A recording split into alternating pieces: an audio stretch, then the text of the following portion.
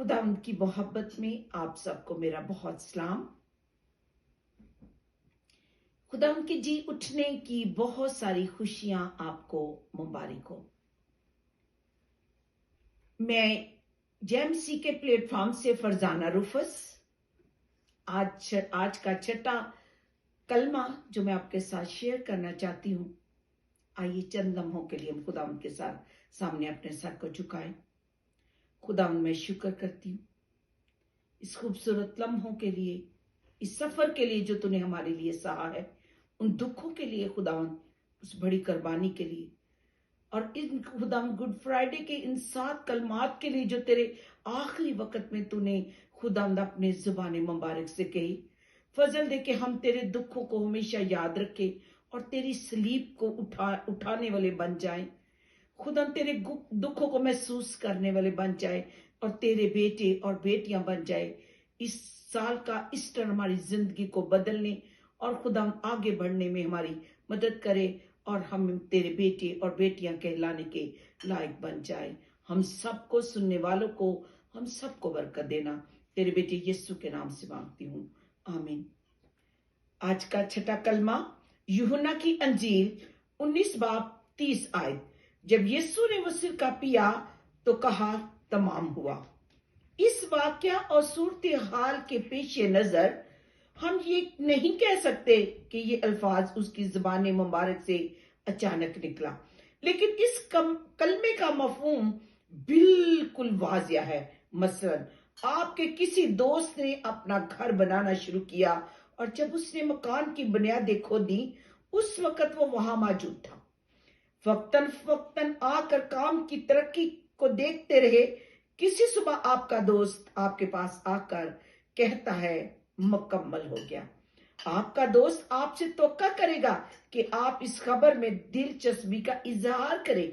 चुनाचा लाजमी है कि यीशु मसीह ने अपनी जिंदगी में जो कुछ कहा और जो कुछ किया उसके बारे में जानने की हम सब कोशिश करें।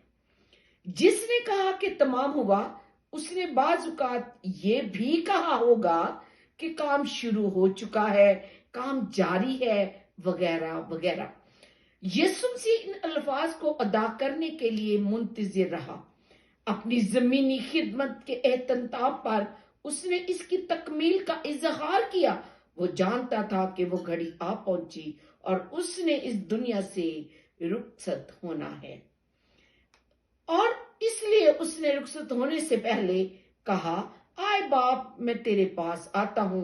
उसकी मौत का वक्त आ पहुंचा था। यीशु मसीह की इख्तिताम जिंदगी बड़ी ही मुख्तसर है, नहायत मुअस्सर है, नहायत उसने इन अल्फाज में जो तजब्नाक थे, तमाम हुआ, अपनी जिंदगी का एहतमाम किया।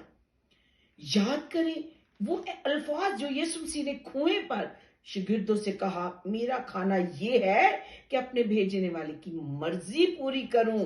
उसका काम खुदा बाप के काम को पूरा करना था।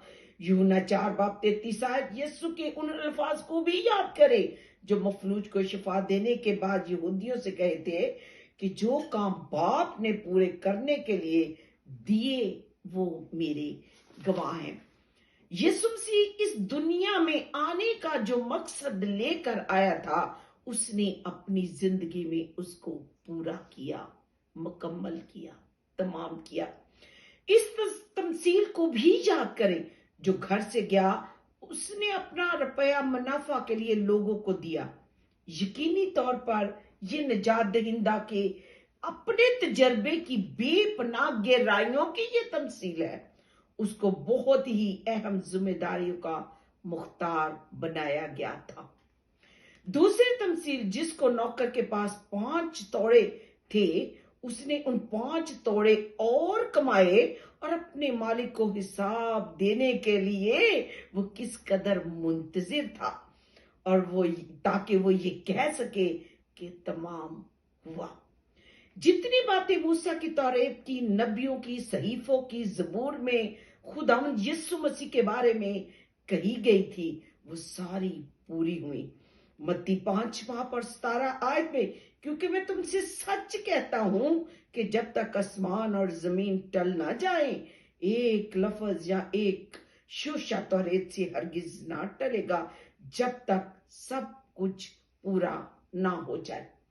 जो कुछ कहा गया पूरा हुआ, जो कुछ लिखा गया पूरा हुआ। नबियों की बातें पूरी हुई, सहीफों की बातें पूरी हुई, नविश्ते पूरे हुए।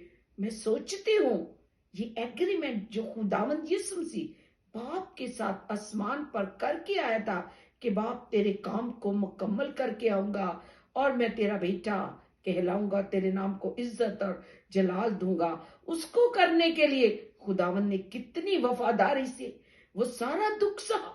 मौत का दुख, उसने लानती होने का दुख, हमारे गुनाह उठाने का, गुनाहगार बनने का दुख, सारे दुख सहे और उसने हमारे लिए निजात का इंतजाम किया।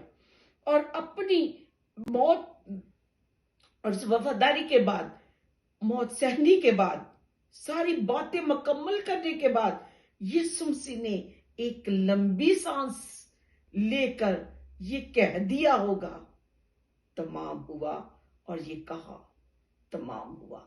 खुदावंद ने अपने काम को पूरा किया और कहा तमाम हुआ।